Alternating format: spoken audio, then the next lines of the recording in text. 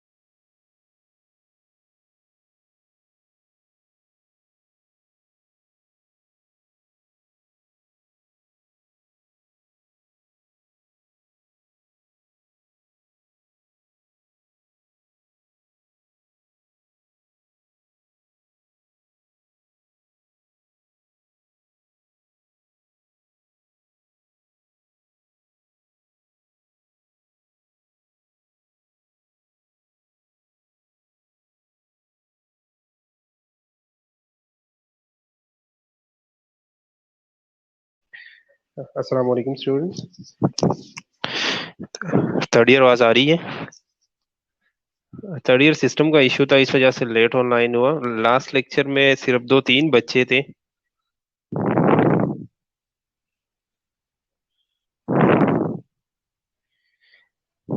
नया यूनिट हमने स्टार्ट किया, यूनिट नंबर 6 एडल्ट। ठीक है, एडल्ट डेवलपमेंट में हमने सिर्फ लर्निंग ऑब्जेक्टिव्स डिस्कस किए थे। कि एडल्ट डेवलपमेंट है क्या, या मैरिटल और इंटीमेट रिलेशनशिप में कौन कौन सी चेंजेस आती है। इसके अलावा एज रोल या सोशल क्लॉक, जो कि with the passage of time कौन कौन सी चेंजेस आती है और उन चेंजेस का या एज का हमारी बिहेवियर के ऊपर अफेक्ट क्या होता है। इसके अलावा मैरिज के बारे में पढ़ा था, कौन कौन सी ऐसी इश्यूज आती है मैरिज में जो कि डाइवोर्स की तरफ लीड करते हैं, या डाइवोर्स के बाद फिर कपल्स के ऊपर या उनके फैमिली के ऊपर या जो बच्चे होते हैं उनके उनके ऊपर क्या अफेक्ट होता है। इसके अलावा हमने इमोशनल इंटेलिजेंस इंटीमेट रिलेशनशिप में या वर्क सिचुएशंस में या इंटरपर्सनल रिलेशनशिप के अंदर हमने इसका रोल पढ़ा था, थोड़ा सा डिस्कस किया था इसके बारे में। ठीक है, तो स्टार्ट की कुछ डेफिनेशंस डिस्कस किए थे कि डेवलपमेंट क्या है। डेवलपमेंट क्या है, मैं थोड़ा सा मैं दोबारा रिवाइज करने लगा हूं, क्योंकि काफी सारे बच्चे कल एब्सेंट थे लास्ट लेक्चर में। ठीक है, सिर्फ 2-3 बच्चे थे। सो डेवलपमेंट क्या है। डेवलपमेंट जब भी हम किसी न्यू स्टेज पे जाते हैं या जब हमारी सिचुएशन चेंज हो जाती है उसके साथ हम अडॉप्ट होते हैं, वो क्या है, वो डेवलपमेंट है। ठीक है, अब एडल्ट डेवलपमेंट क्या है। एडल्ट डेवलपमेंट जो कि हमारी लाइफ के अंदर अडल्टहुड के बाद या जहां से एडोलेसेंस के बाद, स्पेसिफिकली एडोलेसेंस के बाद ये जो स्टेज आता है अडल्टहुड का, अर्ली एडल्टहुड, मिडिल अडल्टहुड या लेटर अडल्टहुड, जो 40 इयर्स से लेके 60 इयर्स तक या टिल टू डेथ जो एज है, उसके अंदर जो ग्रेजुअल और रैपिड चेंजेस आती है इंसान की लाइफ में, जिसके साथ उस चेंजेस को किस तरह की आती है। बायोलॉजिकल चेंजेस आ सकती है इसमें, बायोलॉजिकल चेंजेस आ सकती है। ठीक है, अब चेंजेस जब भी आपका एज इंक्रीज होता है, एज के साथ साथ या तो इंसान की लाइफ में चीजें आती है या नहीं आती। फर्स्ट क्वेश्चन तो यही है। कुछ फर्स्ट जो मेन कॉन्सेप्ट है वो यही है कि या तो चेंजेस आएगी इंसान की लाइफ में या नहीं आएगी। अगर चेंजेस आती है तो या तो पॉजिटिव चेंजेस आएगी और या नेगेटिव चेंजेस आएगी, तो वो सारी चेंजेस हम आगे देंगे। ठीक है, उसके अलावा ट्रांजिशन है, तो ट्रांजिशन सिंपली चेंजेस को कहती है। ठीक है, मैरिटल रिलेशनशिप क्या है, वाइफ और हस्बैंड के दरमियान जो रिलेशनशिप है वो क्या है, वो मैरिटल रिलेशनशिप। और जो इंटीमेट रिलेशनशिप एक कॉन्सेप्ट है, इंटीमेट रिलेशनशिप का जो ये जो इंटीमेट वर्ड है ना, ये यूज होता है मोस्टली सेक्सुअल रिलेशनशिप्स के दरमियान, लेकिन जो इंटीमेट रिलेशनशिप है ये फैमिली के दरमियान भी हो सकता है, ये फ्रेंड्स के दरमियान भी हो सकता है, कोई स्पेसिफिक नहीं है, लेकिन मोस्टली जगहों पे जो है ये यूज होता है इस तरह। ठीक है, इसके अलावा जब भी हम एडल्ट डेवलपमेंट की बात करते हैं, काफी सारी डेवलपमेंटल थियरीज है, जिस तरह फ्रीउड की है, लेकिन सबने बात की है बर्थ से लेके 20 इयर्स तक या एडोलेसेंस तक। ठीक है, वाहिद एरिक्सन ने जिसने बात की थी कि जिसने अपने डेवलपमेंटल थियरी में ये कहा था कि बर्थ से लेके एंड तक, डेथ तक इंसान की लाइफ में ग्रोथ और डेवलपमेंट होती रहती है और इंसान की लाइफ में जो है वो चेंजेस आती रहती है। ठीक है, सो एरिक्सन की थ्योरी को अगर हम देखें तो उसकी 8 स्टेजेस है। 8 स्टेजेस है, हर एक स्टेज का अपना एक टेंशन है या अपना एक कन्फ्लिक्ट है। अगर ये कॉन्फ्लिक्ट पॉजिटिव वे में रिजॉल्व हो जाए, कंस्ट्रक्टिव वे में रिजॉल्व हो जाए, तो हम लेटर लाइफ में या हम नेक्स्ट स्टेज पे सक्सेसफुली जो है वो ट्रांसफर होते हैं, सक्सेसफुली जो है वो हम ग्रो करते हैं और लेटर लाइफ में उसकी जो पॉजिटिव चेंजेस है वो आती हैं। लेकिन अगर ये कॉन्फ्लिक्ट नेगेटिव तरीके से जो है रिजॉल्व हो जाए, तो लेटर लाइफ में नेगेटिव कॉन्सिक्वेंसेस जो है वो हमें फेस करने पड़ते हैं। अब स्टेजेस को अगर एक नजर आप लोग देख लो, तो infancy, early childhood, preschooler, school age, adolescence, ये 5 वो स्टेजेस है जो कि बर्थ से लेके 20 इयर्स तक है। लेकिन अगर हम 20 इयर्स से लेके डेथ तक जो है वो बाकी स्टेजेस को देख ले, तो young adulthood, middle adulthood, maturity या लेटर अडल्टहुड। अब हर एक स्टेज में एक कॉन्फ्लिक्ट आता है, उस कॉन्फ्लिक्ट के बेस पे या तो आप एक साइड पे जाओगे या दूसरी साइड पे जाओगे। जिस तरह इन्फेंसी के सामने अगर आप लोग देखो तो लिखा हुआ है कि ट्रस्ट वर्सेस मिसट्रस्ट।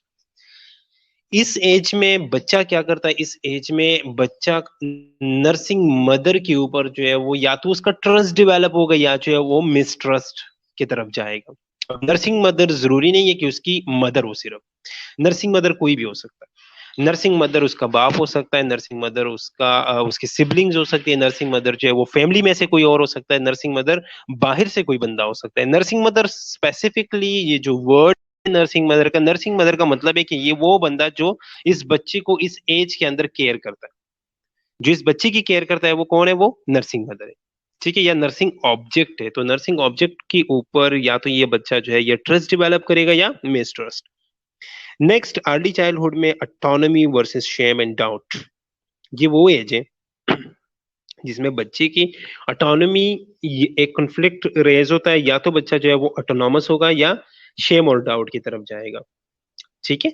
नेक्स्ट फिर initiative versus guilt. Preschooler, preschooler age वो एज है जिसमें बच्चे जो है वो कहते हैं कि मैं खुद नहाना पसंद करता हूँ, या मैं खुद अपने कपड़े चेंज कर सकता हूँ, इस तरह इनिशिएटिव लेता है। ठीक है। तो हमें जो है उसे इनिशिएटिव लेने हमें जो है उन्हें अलाउ करना चाहिए ताकि वो इनिशिएशन की तरफ जाए। ठीक है, वो इनिशिएटिव बन जाए, ना कि वो गिल्ड की तरफ जो है वो पूरी जिंदगी चला जाए। उसके बाद स्कूल एज में इंडस्ट्री वर्सेस इन्फीरियोरिटी है। ठीक है, या तो वो कोशिश करेगा कि मैं ज्यादा से ज्यादा आगे चला जाऊं, मैं बोलूं लोगों के सामने स्कूल में इस तरह। ठीक है, या तो वो इन्फीरियोरिटी का शिकार बनेगा। And the next one is identity versus role confusion, adolescence. ये एक बहुत इंपॉर्टेंट एज ग्रुप है जिसमें इंसान कोशिश ये करता है, इसमें बच्चा नाम कमाने के लिए ना तोप के सामने भी खड़े होने के लिए तैयार होता है। इस एज में लोगों की माइंड में डिफरेंट चीजें आती है कि मैं कुछ भी कर लूं, मेरी अपनी जान खतरे में डाल लूं, लेकिन बस मेरा नाम हो जाए, लोग मुझे पहचाने, लोग कहें कि भाई ये भी कोई है। ठीक है। तो आइडेंटिटी वर्सेस रोल कंफ्यूजन यहाँ पे।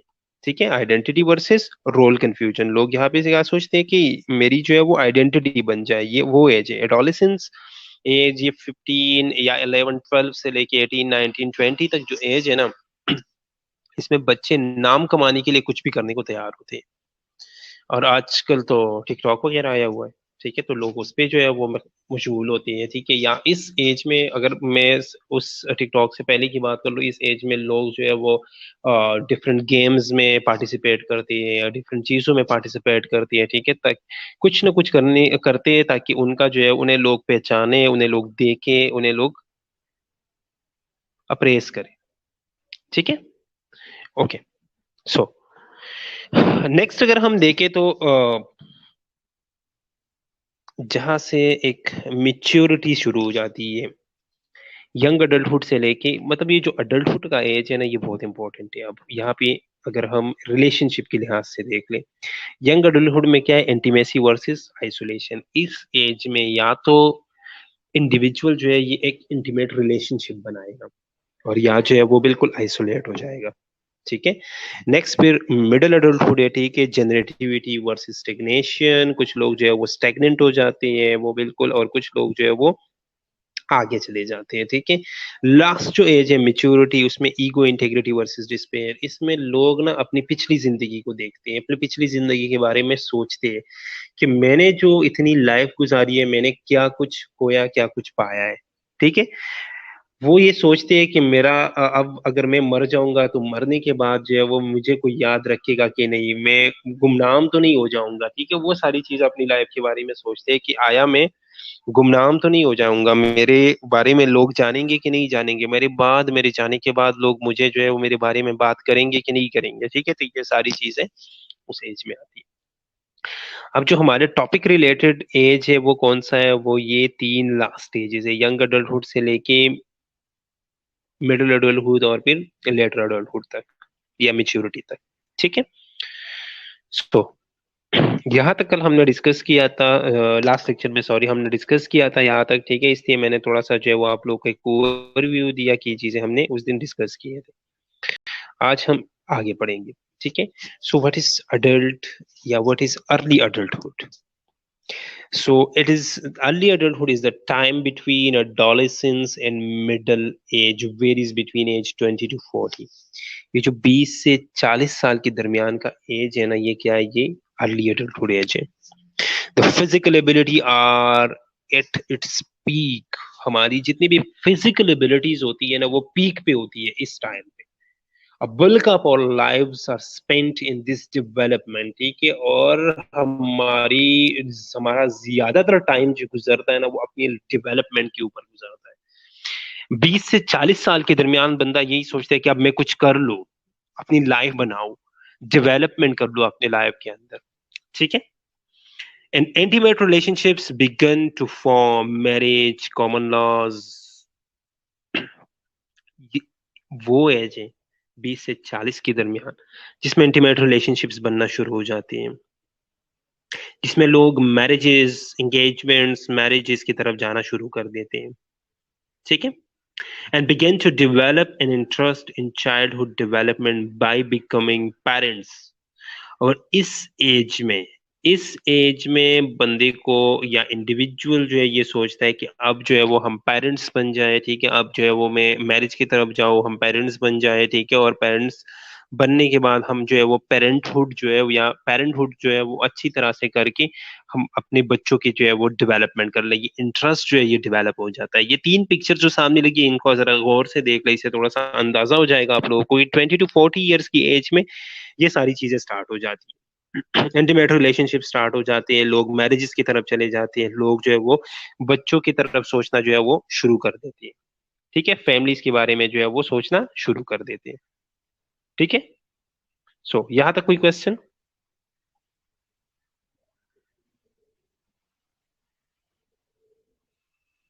यहाँ तक अगर किसी का कोई क्वेश्चन हो तो पूछो।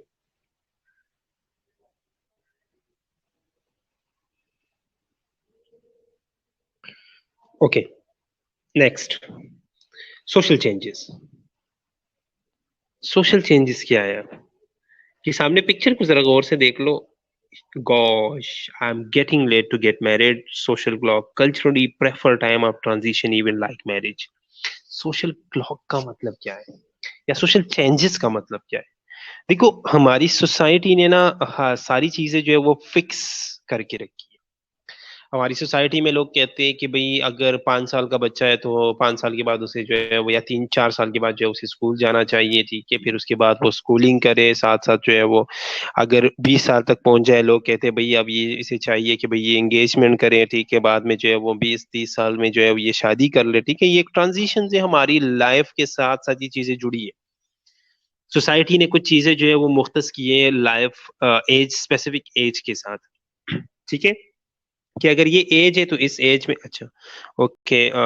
फातिमा का क्वेश्चन है, sir, if someone is not marrying in this age group, so will he और she still tend to form initiative relation intimate relationship, are it's in is this normal behaviour? देखो, intimate relationships अगर वो बना रहा है, but 20 से 40 साल के बाद अगर वो इंटीमेट रिलेशनशिप, 40 साल के बाद अगर वो इंटीमेट रिलेशनशिप बनाएगा तो क्या होगा, ठीक है? एक स्पेसिफिक एज ग्रुप होता है, ठीक है, जिसमें जो है वो लोग इंटीमेट रिलेशनशिप्स में आ जाते हैं, नॉर्मली अगर देखा जाए, ठीक है? नॉर्मली अगर देखा जाए, अब एक बंदा जो है वो यहाँ पे जिस तरह आप कह रही है कि अगर एक बंदा है वो मैरिड नहीं है या मैरिज की तरफ नहीं जा रहा, लेकिन सिर्फ इंटीमेट रिलेशनशिप बना रहा है, तो वो तो ठीक है। उसकी जो साइकी है ना, या उसका जो साइकोलॉजिकल प्लेयर है, या उसका जो साइकोलॉजिकल एक हम कहते हैं कि वो साइकोलॉजिकली जो है ना उस टाइम पे वो सेटिस्फाई है, साइकोलॉजिकली सेटिस्फाई है कि ठीक है, अब अगर मैं शादी नहीं कर रहा तो मैं रिलेशनशिप में तो हूँ, ठीक है? तो इस तरह जो आप क्वेश्चन कर रही है ना, तो ठीक है, अगर वो मैरिज की तरफ नहीं जा रहा लेकिन फिर भी इंटीमेट रिलेशनशिप में तो है ना, आपका, आप यही कहना चाहती हो, तो ये नॉर्मल है फिर भी। फातिमा का क्वेश्चन यही है कि अगर एक बंदा जो है वो मैरिज की तरफ नहीं जा रहा तो क्या वो इंटीमेट रिलेशनशिप में रह सकता है? तो ठीक है, वो इंटीमेट रिलेशनशिप में तो रह सकता है, ये तो नॉर्मल है फिर, क्योंकि वो एक साई की चूज की है ना, एक साइकोलॉजिकली वो खुद को सेटिस्फाई कर रहा है कि ठीक है, ओके। सो लेकिन सोसाइटी ने जो है वो हमें एक चीजें जो है वो दी है, हमारी सोसाइटी ने, ठीक है, कि आपने इस एज के अंदर ये काम करना है, अगर नहीं करना लोग जो है वो बातें करना शुरू कर देते हैं, भाई इसकी उम्र गुजर रही है। सुना होगा मोस्टली फीमेल्स के बारे में लोग बातें शुरू करते हैं, मेल्स के बारे में तो फिर भी थोड़े कम होते हैं बातें। मेल्स के बारे में जो है वो शहरों में इतनी नहीं होती है, बस चलो हाँ, गाँव वगैरह में, या मैं अगर बात करूँ दूर दराज के इलाकों की जिस तरह, ठीक है, तो उसमें लोग जो है वो बातें करते हैं, लेकिन यहाँ पे अगर देखा जाए तो मोस्टली फीमेल्स के बारे में लोग बातें करना शुरू कर देते हैं कि भाई इसकी उम्र गुजर रही है, इसे अब शादी करनी चाहिए। तो वो ना क्या, एक सोसाइटी ने जो है वो एक फिक्स्ड हमारे साथ ना कुछ चीजें जो है वो फिक्स की है, कुछ एक्टिविटीज हमारी एज के साथ फिक्स की है उन्होंने, कि भाई ये चीजें होनी चाहिए इस एज ग्रुप के अंदर, ठीक है? इस एज ग्रुप के अंदर ये चीजें होनी चाहिए, स्पेसिफिकली फीमेल्स के साथ मोस्टली की है लोगों ने, मेल्स के साथ भी है लेकिन मोस्टली फीमेल्स को जो है ये बातें सुनने को मिलती है कि भाई इसकी एज जो है वो गुजर रही है, इसे कब शादी करनी है, ये वो सारी चीजें, ठीक है? So social changes, the timing of in early adulthood life changes will vary among individual, but they do, however, follow the same sequence known as the social clock. वो कहते हैं कि हर एक इंसान की लाइफ तो सेम नहीं होती, हर एक इंसान की लाइफ जो है वो चेंज होती है एक दूसरे से, वो वेरी करती है इस एज ग्रुप के अंदर, लेकिन कुछ चीजें जो सोशल क्लॉक या सोसाइटी ने हमारे साथ मुख्तस की है वो चीजें सेम रहती है. सोशल क्लॉक असल में क्या है? A sequence of life experience in a particular culture, such as moving out of parent house, getting married. कुछ सोसाइटीज ने जो है वो क्या किया है, कुछ चीजें फिक्स की, जिस तरह बाहर की मुल्कों में क्या होता है कि भाई जो बंदा शादी करता है वो अपने पेरेंट्स के घर को छोड़ के एक्सेप्ट चला जाता है. हमारे यहाँ पाकिस्तान में तो ये चीजें नहीं है, हमारे यहाँ तो जॉइंट फैमिलीज वाला हिसाब है, ठीक है, लेकिन ये ट्रेंड स्टार्ट होने लगा है.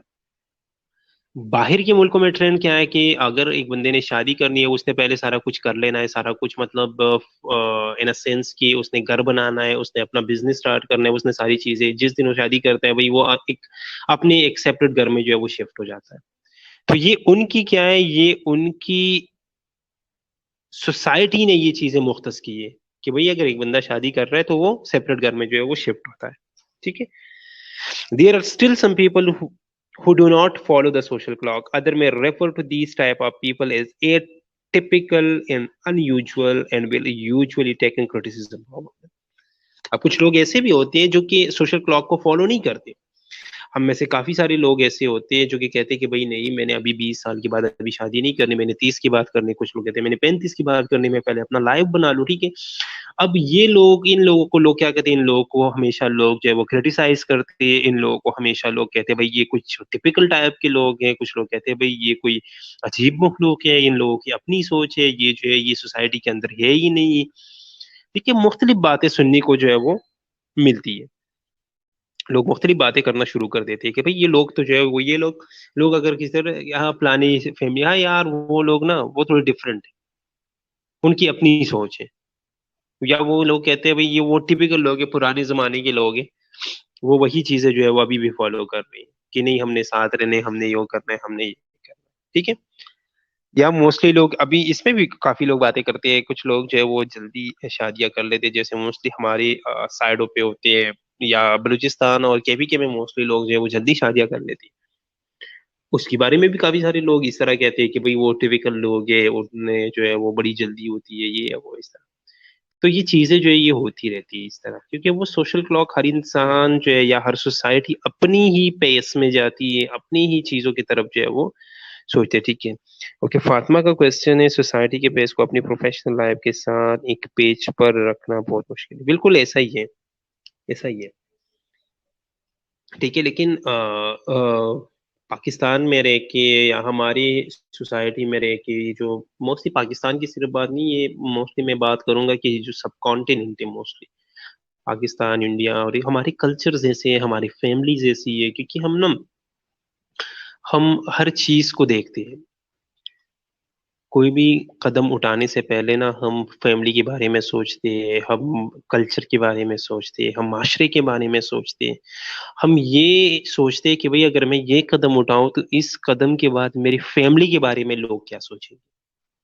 सिर्फ अपने बारे में नहीं, बल्कि हम यहाँ तक सोचते हैं कि भाई लोग मेरी माँ बाप के बारे में क्या बातें करेंगे, लोग मेरी फैमिली के बारे में क्या बातें करेंगे. तो काफी सारी चीजों को देखना पड़ता है. बाहर की सोसाइटीज में तो ये बात है ही नहीं, क्योंकि उन लोगों का एक दूसरे से कंसर्न ही नहीं होता. बहुत कम लोग होते हैं जो कि एक दूसरे को जानते हैं, मतलब वो एक उनका एक इंटरेक्शन बहुत कम होता है एक दूसरे के साथ. अब हमारा वही हिसाब तो नहीं है, हमारा तो वही रोज का जो है वो मिलना जुलना लोगों के साथ, रोज का जो है वो लोगों के साथ इंटरेक्शन में रहना. तो काफी सारी चीजों को जो है वो देखना पड़ता है हमें, ठीक है. बट पाकिस्तान में मोस्टली सर ये रूटीन ही बन जाती है, दोनों चीजें साथ. बिल्कुल ऐसा ही है, ये रूटीन है हमारी, हमने तो दोनों चीजों को साथ लेके चलना है ना, हमारी तो मजबूरी है. हमने सारी चीजों को देखना है. हमने सिर्फ और सिर्फ देखो, सिर्फ और सिर्फ हमने अपनी इमेज को नहीं देखना, अपनी इमेज को सिर्फ नहीं देखना, हमने देखना भी हमने, अगर मैं ये कदम उठाऊं या मैं इधर हूँ, ठीक है. देखो हमारे पास ना काफी सारी चैलेंजेस होती है. हम अगर पढ़ने भी जाते हैं ना बाहर, आप लोग, मैं भी बाहर से आया हूँ पढ़ने, ठीक है, लाहौर. आप लोगों में से भी काफी सारी 70-80% लोग ऐसे होंगे जो कि अपने शहरों से, अपने शहर या अपना गाँव वगैरह छोड़ के यहाँ पे आए हो पढ़ने के लिए. अब जब यहाँ पे हो ना, आपको यहाँ पे हर एक कदम बहुत सोच समझ के उठाना पड़ता है, बहुत सोच समझ के। क्योंकि जब हम इधर होते हैं ना, हम सिर्फ और सिर्फ खुद को नहीं, हम अपनी फैमिली को रिप्रेजेंट करते हैं, और सिर्फ फैमिली को नहीं, बल्कि हम अपने पूरे कौम को रिप्रेजेंट करते होते हैं, अपने पूरे इलाके को रिप्रेजेंट करते होते हैं। मैं अगर यहाँ पे हूं ना, मैं कोई ऐसा काम करूं, मैं कोई गलत काम करूं, लोग कहेंगे हाँ पठान तो ऐसी ही होती है।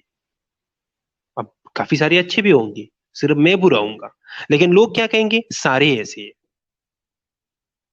और बदकिस्मती से अगर हम अच्छा काम करें तो लोग कभी ये नहीं कहेंगे कि सारे अच्छे हैं।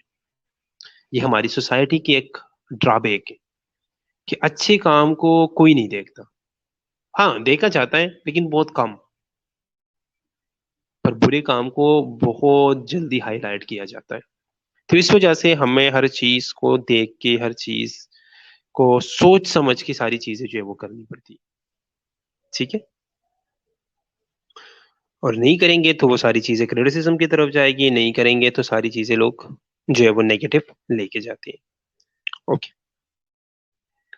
सो अब हम जो बात कर रहे थे अभी, अर्ली अडल्टहुड के अंदर friendship, gender differences, women are more personally involved than men, friendship of women are stronger than friendship of men। लड़कियां या फीमेल्स जो है ये ज्यादा पर्सनली इन्वॉल्व होती है, मेन इतने पर्सनली इन्वॉल्व नहीं हो जाती फ्रेंडशिप रिलेशनशिप्स में। Friendship of women are stronger than friendship of men. लड़कियों की फ्रेंडशिप जो है वो थोड़ी ज्यादा स्ट्रॉन्गर होती है लड़कों के बनिस्बत। ठीक है। After marriage cross gender friendship are less common due to jealousy. शादियों के बाद ये क्रॉस जेंडर फ्रेंडशिप जो है वो थोड़ी सी कम हो जाती है जेलसी की वजह से। फॉर एग्जांपल, बंदा जो है वो शादी के बाद जो है वो एक, शादी के बाद जाहिर बात है, शादी के बाद अगर किसी फीमेल की जो है वो मेल से दोस्ती हो तो वो जो है वो एक हस्बैंड को भी बुरा, मतलब हस्बैंड भी वो जेलसी फैक्टर आ जाता है, भाई हस्बैंड वो अलाउ नहीं करेगा कि मेरी बीवी जो है वो किसी और के साथ जो है वो बैठे, किसी के साथ जो है उसकी फ्रेंडशिप हो। सेम इज बीवी भी जो है वो इस चीज को बर्दाश्त नहीं कर सकती कि मेरा हस्बैंड जो है वो किसी और के साथ बैठे, उठे उठे बैठे। ठीक है। तो ये चीजें जो है वो एक जेलसी फैक्टर आ जाता है, वो जो है ना वो चीजें खत्म हो जाती है, एक लिमिटेशन लग जाती है इंसान के ऊपर ना।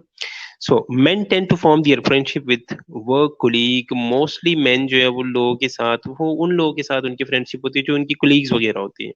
When people marriage they become more dependent on their spouse for social need. लेकिन जब हम शादी कर लेते हैं, शादी की बात जो है वो क्या हो जाता है कि हम ज्यादातर अपने स्पाउस के ऊपर जो है वो डिपेंडेंट हो जाती है। ठीक है। After the arrival of children women amount of friendship sees a decrease. लेकिन अब भी आप लोगों ने देखा होगा कि फीमेल्स की रिलेशनशिप जो है या फीमेल्स की जो फ्रेंडशिप्स है, वो जब उनकी बच्चे हो जाते हैं ना, वो उनकी जो फ्रेंडशिप्स वगैरह है वो काफी कम हो जाते हैं। क्योंकि फिर वो बच्चों को देखना, वो सारी चीजें, काफी सारी जिम्मेदारियां वगैरह आ जाती है। ठीक है। when children become more independent amount of women friendship will increase। लेकिन जब जैसे जैसे उसके बच्चे बड़े हो जाते हैं, वो डिपेंडेंसी से निकल जाती है, इंडिपेंडेंट हो जाती है, फिर से औरतों के दरमियान जो है वो दोस्तियां स्टार्ट हो जाती है। और फिर से जो है वो, आप लोगों ने देखा होगा ना कि मोस्टली जो है वो स्टार्ट में लड़कियों के जो है वो बहुत ज्यादा फ्रेंडशिप्स होती है, मतलब लड़की का लड़की के साथ, एक सेम जेंडर की बात कर रहा हूँ मैं यहाँ पे। शादियों तक, शादी हो जाए तो थोड़ी सी कम हो जाती है वो इंटरेक्शन, बच्चे हो जाए तो ज्यादा कम हो जाते हैं। वो बच्चे जैसे जैसे बड़े हो जाते हैं, ठीक है, फिर से वो एक सर्कल जो है वो दोबारा से स्टार्ट हो जाता है। ठीक है। यहाँ तक कोई क्वेश्चन? फॉरेन में ऐसा क्यों नहीं होता? उन लोगों की जो है ना वो एक सोसाइटी डिफरेंस आ जाता है ना, उन लोगों ने वो दिल बड़े नहीं होते। दिल बड़े का हम नहीं कह सकते कि दिल बड़े होते हैं, उन्हें ना कंसर्न नहीं होता। वहां पे भाई के साथ कंसर्न नहीं है, भाई का बहन के साथ कोई कंसर्न नहीं है, बहुत कम है ये चीज है ना। तो वो लोग एक दूसरे का वो इतना नहीं रखते ना, कंसर्न नहीं होता लोगों का, इस वजह से ये चीजें इस तरह होती है। बाकी तो है, जब जहाँ पे आपका कंसर्न होता है तो वहां पे लोग जो है वो फिर केयर भी करते हैं लोग। फिर हमारी सोसाइटी कुछ ज्यादा ही कंसर्न करती है। हमारे तो फैमिली क्या, वो क्या कहती है कि मोहल्ले वाली भी कंसर्न कर लेती है कि भाई ये बंदा इस तरह क्यों कर रहा है, ये बंदा ये क्या कर रहा है। तो वो तो खैर सही चीज है, यहाँ पे थोड़ी ज्यादा है, एग्जेजरेटेड है तो, लेकिन फिर भी वो एक कंसर्न की बात आ जाती है ना। बिल्कुल ऐसे ही है, वो इतना इन्वॉल्व नहीं होती एक-दूसरे के साथ और यहाँ पे तो आपकी फैमिली क्या आपका पूरा गाँव इन्वॉल्व होता है। या तो किसी का कोई क्वेश्चन हो तो क्वेश्चन अपना ड्रॉप कर लो।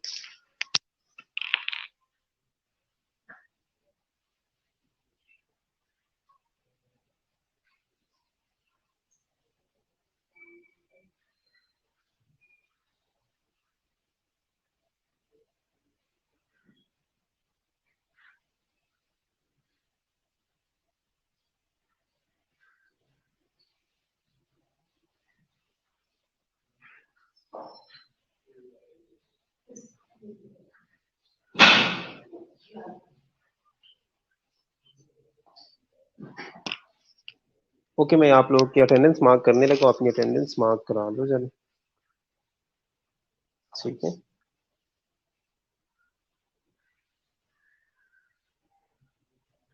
साथ में मोहल्ले में जो रहता है वो भी इन्वॉल्व होता है, ऐसा ही है। हमारे बदकिस्मत यही है कि हमें हमसे ज़्यादा फ़िक्र होती है उन लोगों को, बाकी बाहर के लोगों को हमसे ज़्यादा फ़िक्र होती है कि भई ये बंदा करता क्या है?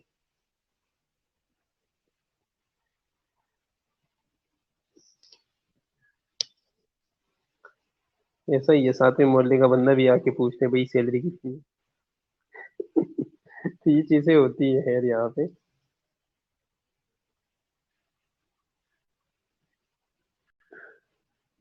अच्छा।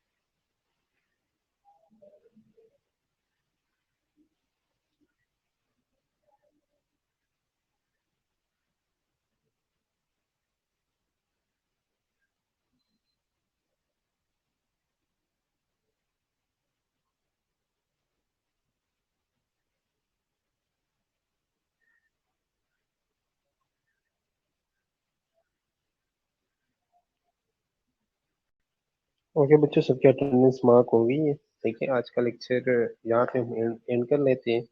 नेक्स्ट पर हम इंशाल्लाह आगे पढ़ेंगे। ठीक है, 10-10 दफा प्रेजेंट प्रेजेंट बोलने का क्या अब तुक बनता है? एक एक दफा बंदा बोले।